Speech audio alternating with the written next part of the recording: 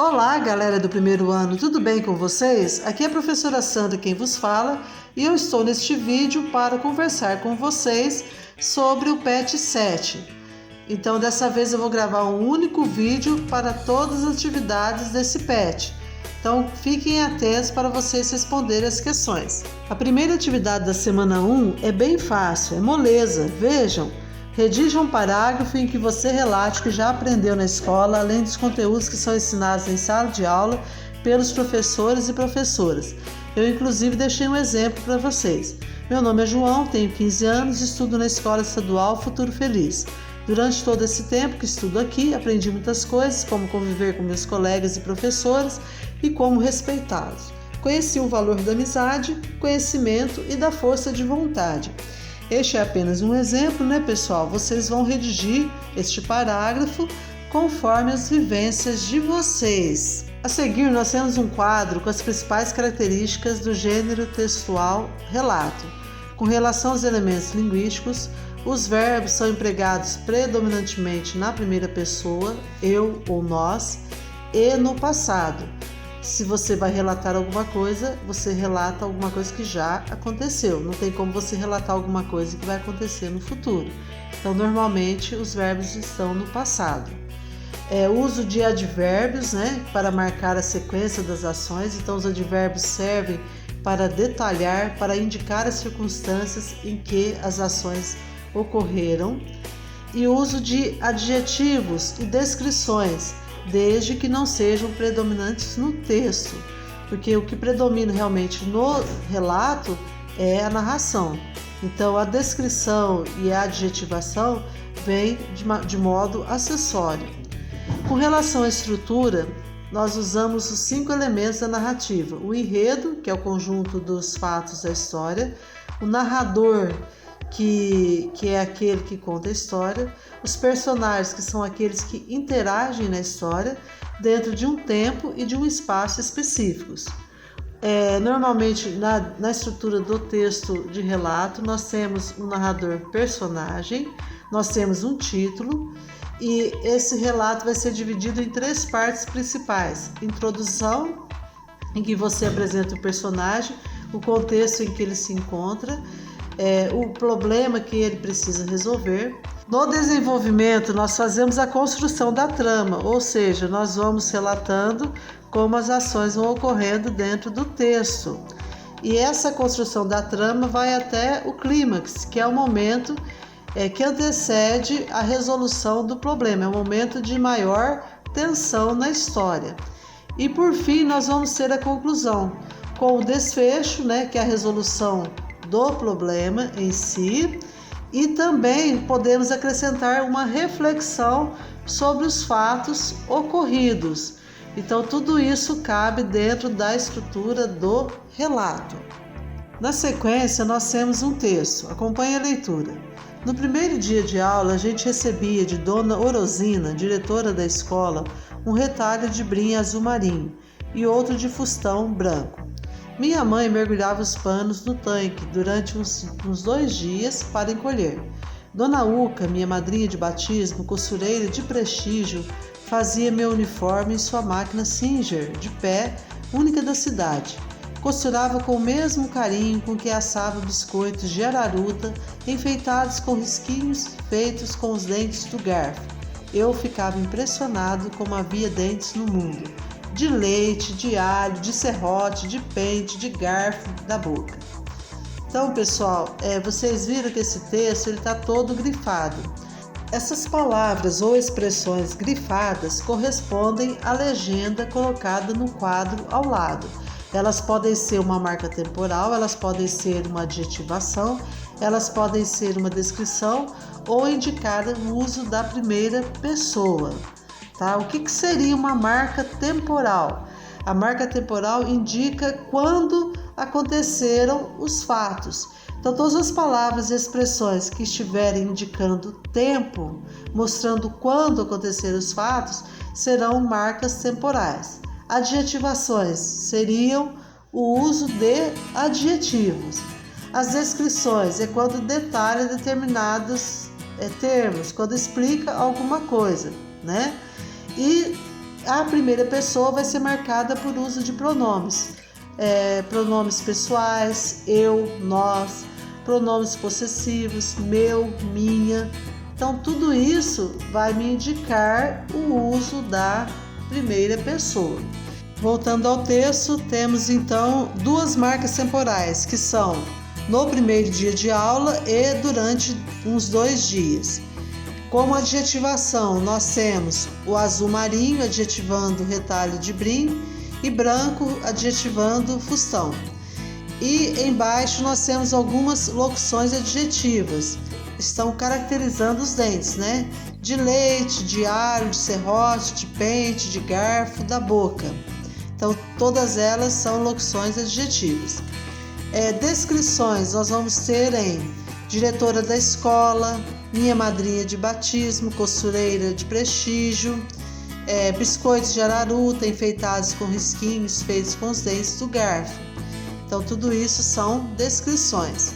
Agora, as palavrinhas que marcam o uso da primeira pessoa são o minha em minha madrinha de batismo, o meu em meu uniforme e eu em eu ficava impressionado como havia dentes no mundo.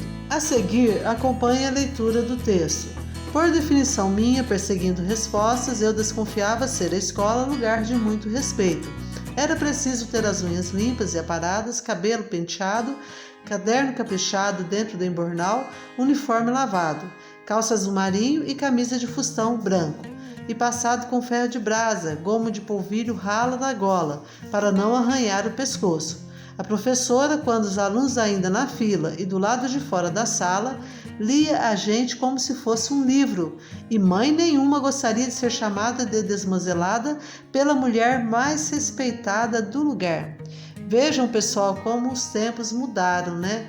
Como era diferente a visão da escola no passado. Mas como isso não vem ao caso, vamos ver agora o que pede a atividade. Então, a atividade está pedindo para vocês destacarem aqueles mesmos elementos que eu exemplifiquei no texto anterior, que são marca temporal, adjetivação, descrição e uso da primeira pessoa. Então, eu coloquei 2 exemplos aqui, depois vocês continuam, tá? O uso da primeira pessoa que apareceu em eu desconfiava ser a escola lugar de muito respeito, e uma descrição: unhas limpas e aparadas, cabelo penteado, caderno caprichado dentro do embornal, uniforme lavado. A partir desses exemplos, destaquem e reescrevam esses elementos do texto. A seguir, outra atividade facílima. Número 3. Retire do texto as palavras que você não conhece e, com a ajuda de um dicionário, coloque os significados, levando em consideração o contexto em que se encontram.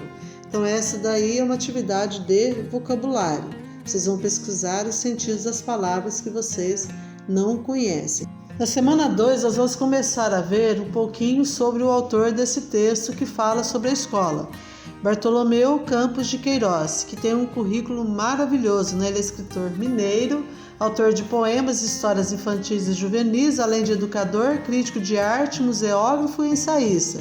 Seu primeiro livro, O Peixe e o Pássaro, foi lançado em 1971, ano em que o autor volta para o Brasil, já que morava na França. Ele atuou como assessor especial da Secretaria de Educação do Estado de Minas e foi presidente da Fundação Clóvis Salgado, Palácio das Artes. O premiado autor morreu em janeiro de 2012 na cidade de Belo Horizonte, em decorrência de insuficiência renal. Aquele trecho que nós lemos na atividade passada faz parte do livro Ler, Escrever e Fazer Conta de Cabeça, e foi escrito por esse autor, né, Bartolomeu. E seu primeiro lançamento é em 1996. Na narrativa, o narrador-personagem conta suas experiências na escola, o que se entrelaça ao seu processo de crescimento e amadurecimento. A história mostra alegrias, tristezas, problemas vividos pelo personagem. Algo que chama muita atenção na história é a relação do menino, do garoto, né, o narrador-personagem, com a sua professora. Vamos ler um trecho da história e responder algumas questões. Acompanhe a leitura. A professora gostava de vestido branco, como os anjos de maio. Carregava sempre um lenço dobrado dentro do livro da chamada ou preso no cinto, para limpar as mãos depois de escrever no quadro negro. Paninho bordado com flores, pássaros, borboletas. Ela passava o exercício e de mesa em mesa ia corrigindo. Um cheio de limpeza que coloria o ar quando ela passava. Sua letra, como era bem desenhada, amarradinha uma na outra. Ninguém tinha maior paciência, melhor sabedoria, mais encanto. E todos gostavam de aprender primeiro para fazê-la feliz. Eu, como já sabia ler um pouco, fingia não saber e aprendi outra vez. Na hora da chamada, o silêncio ficava mais vazio e o coração quase parado, esperando a vez de responder: presente. Cada um se levantava em ordem alfabética e com voz alta, clara, vaidosa, marcava sua presença e recebia uma bolinha azul na frente do nome.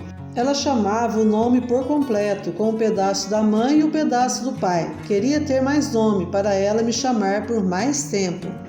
O giz em sua mão mais parecia um pedaço de varinha mágica de fada explicando os mistérios, e se economizava o quadro para caber todo ponto. Nós também aproveitávamos bem as margens do caderno, escrevendo nas beiradinhas as folhas. Não acertando os deveres, Dona Maria elogiava a letra, o raciocínio, o capricho, o aproveitamento do caderno. A gente era educado para saber ser com orgulho. Assim, a nota baixa não trazia tanta tristeza. Nas aulas de poesia, Dona Maria caprichava, abria o caderno e não só lia os poemas, mas escrevia fundo em nossos pensamentos as ideias mais eternas. Ninguém suspirava, com medo da poesia ir embora. Olavo Bilac, Gabriela Mistral, Alvarenga Peixoto e Toque-Toque Tamanquinhos. Outras vezes declamava poemas de um poeta chamado Anônimo. Ele escrevia sobre tudo, mas a professora não falava de onde vinha nem onde tinha nascido, e a poesia ficava mais indecifrável. Vejamos agora as questões propostas. Número 1. Você acha que o narrador tinha uma relação de admiração pela professora? Justifique sua resposta com elementos do texto. Então, pessoal, pela forma como ele fala da professora, passa essa ideia de que ele realmente a admira. Então, o trabalho de vocês vai ser encontrar dentro do texto algum trecho que comprova essa afirmativa, né? Comprova que ele a admirava. Na número 2, nós temos uma questão de múltipla escolha. Qual é o tema central do trecho lido? Então, o texto está falando sobre o quê? Assinale a opção correta.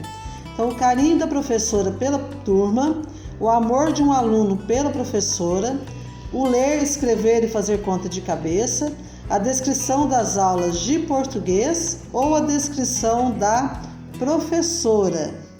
Para vocês responderem a essa questão, vocês precisam pensar que numa questão desse tipo, há informações acessórias e uma informação principal, que é a que vocês estão procurando. Então, qual que foi o foco do texto?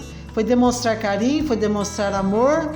Foi tratar sobre o ler, escrever e fazer conta de cabeça? Ou foi descrever as aulas de português ou descrever a professora? Então, se vocês voltarem ao texto, vocês vão perceber que existe um desses elementos mais presente no texto. Ele está mais presente que os demais. Então, é essa informação que vocês estão procurando. Número 3. Por meio do trecho e a poesia ficava mais indecifrável, é possível inferir ou perceber que para o narrador o nome do autor dos poemas é fundamental para compreendê-los? A professora lia poesia muito difíceis para seus alunos? O fato de ser indecifrável para o narrador é inerente à poesia, e como o autor chamado Anônimo tratava de temas diversos e não era possível saber sua origem, essas poesias eram ainda mais indecifráveis? Ele não gostava das poesias do Anônimo porque não as conseguia compreender? Para responder essa questão, é preciso que vocês voltem às alternativas e eliminem aquelas que não condizem com o texto. Na letra A, por exemplo, diz que o nome do autor dos poemas era fundamental para que o narrador compreendesse esses textos.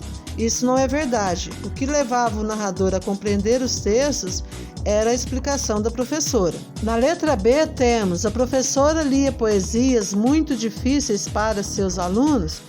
Isso também não condiz com a verdade explanada no texto, porque no trecho, vejam só, abria o caderno e não lia só os poemas, mas escrevia fundo em nossos pensamentos as ideias mais eternas, fica muito claro para nós que ela sabia explicar, que ela sabia levar o aluno aquilo que ela pretendia. Dessa forma, vocês ficam entre as letras C e D. E para vocês responderem, para vocês escolherem a alternativa correta, é preciso que vocês entendam o sentido que o narrador quis dar à palavra indecifrável.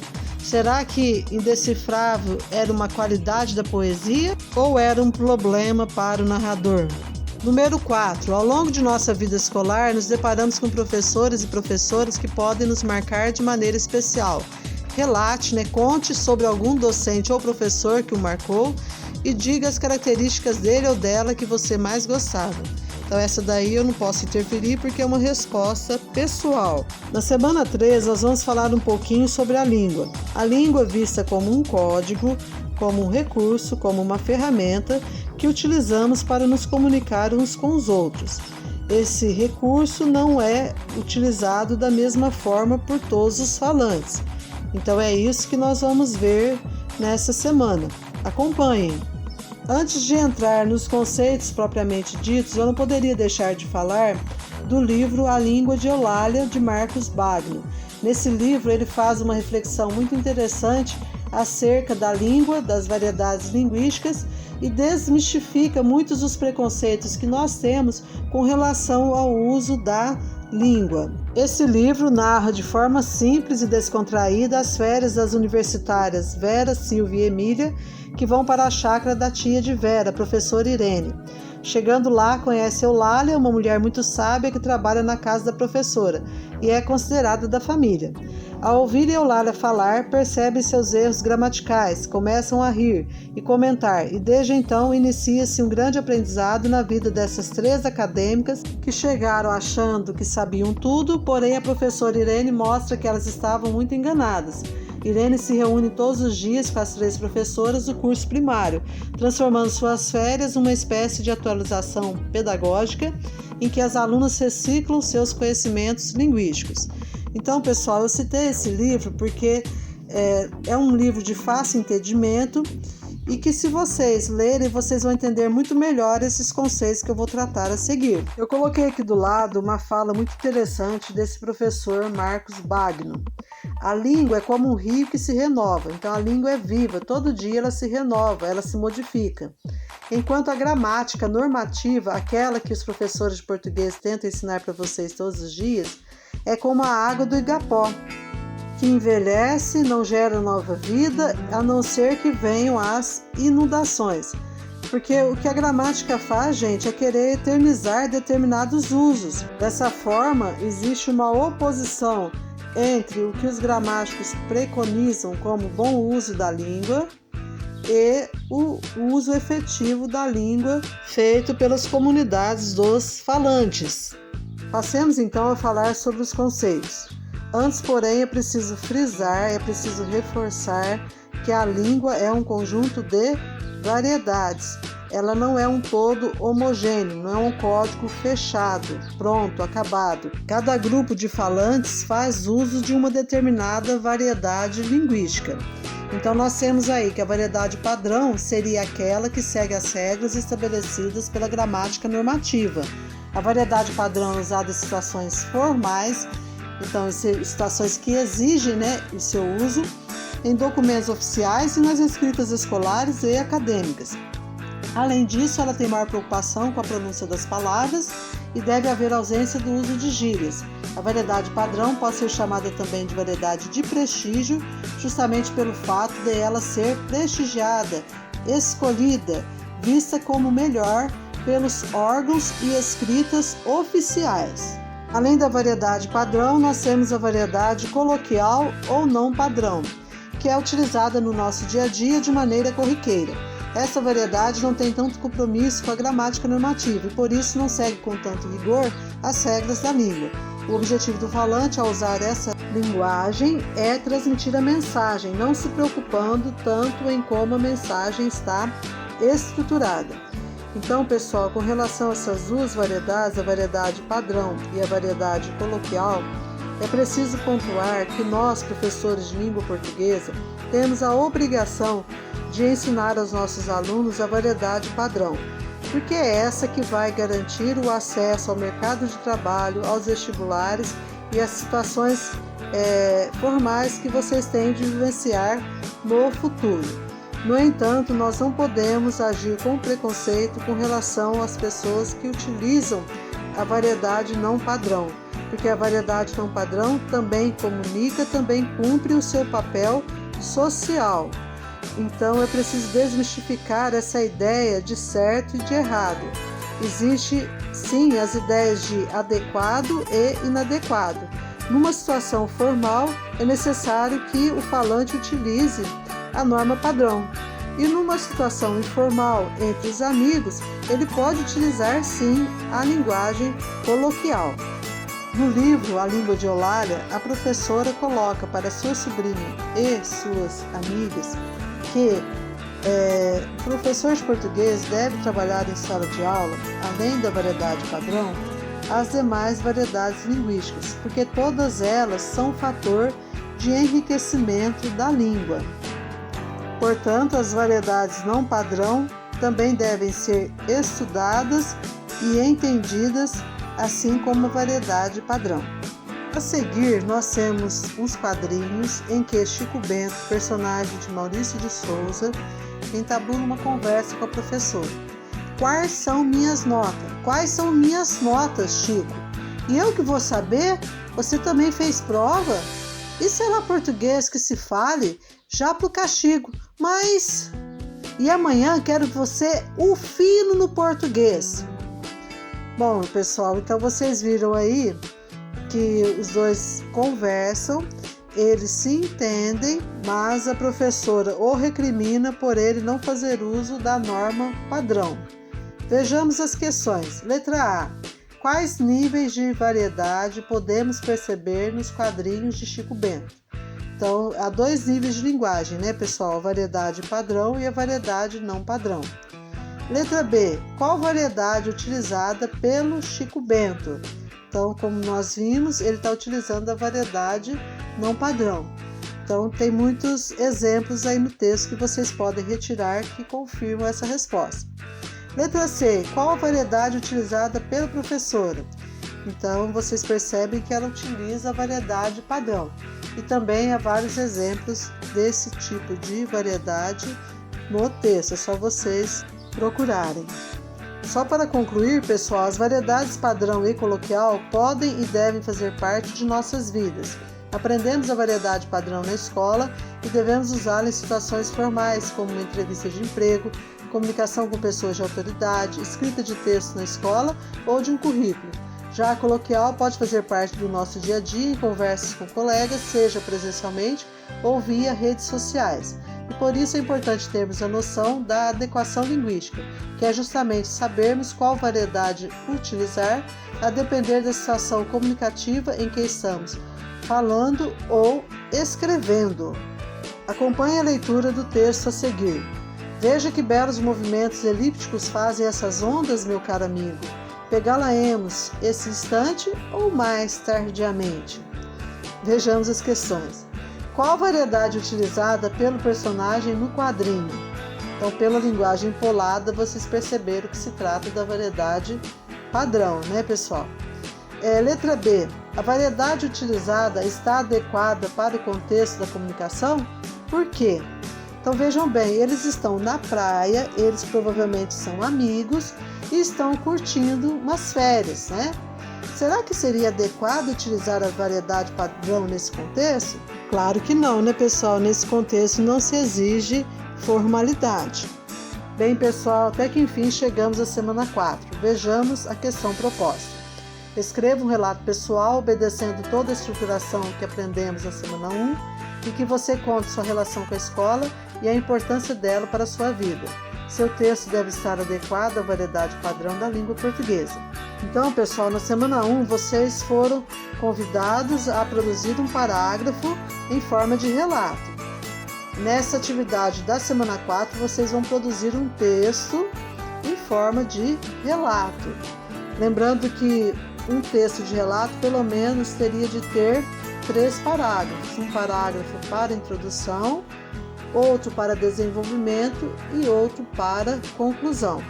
Então, nesse relato, vocês vão falar sobre a relação de vocês com a escola e a importância dela para a vida de vocês.